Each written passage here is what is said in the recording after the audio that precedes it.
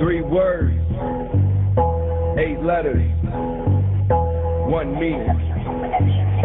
Let's go. Came a long way sitting in a prison, thinking it was the only place that ever fitted. Now Michael won't with us, and you know we got the vision. This is not a competition, man, it's all about the mission. This is them to the rock, you don't stop. The show start on a weekday right at 7 o'clock, man, miles in the... So I was born and raised in California. My father was an alcoholic, and my 2 older brothers were drug addicts. So I decided early on that I was never gonna drink and I was never gonna do drugs. My mom always used to say that she expected that call to come one day, because almost like for as long as I can remember, I don't remember my brother not being on drugs, except for when I was 6. That's probably the last memory I have of him being clean. But my whole life, he was an addict. But then there was a year period that he moved here to Dallas, actually, got married and was clean for a year. And we had an amazing year together. You know, he spent time with my son and so proud of him. And then he left and relapsed, and he died like the next day in Los Angeles, alone on the streets by himself.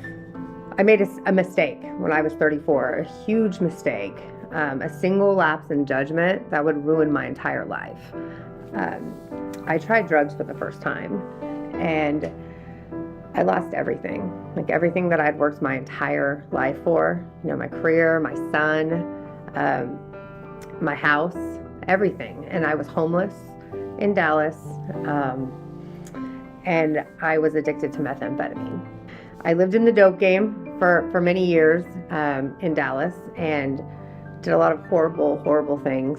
So coming back here for me is kind of a big deal, because I kind of want to forgive myself, and I want to know that I can, you know, stay clean despite the environment. You know, I didn't grow up in the church. I don't have that experience or the education of the Bible. Like for me, it's mostly feeling, you know, like I have an enormous amount of gratitude for God, because I don't think I would be here without him.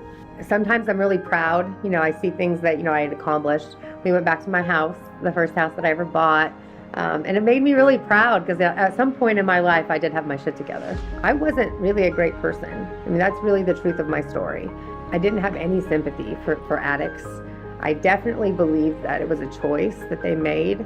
And even my own brother, I mean, you know, when he died, I didn't feel a lot of sympathy for him, because I felt like he had made the choice to try drugs, and it sounds awful, but like that he got what he deserved. So I judged addicts, you know, but then I became one. And I know that I'm not a bad person.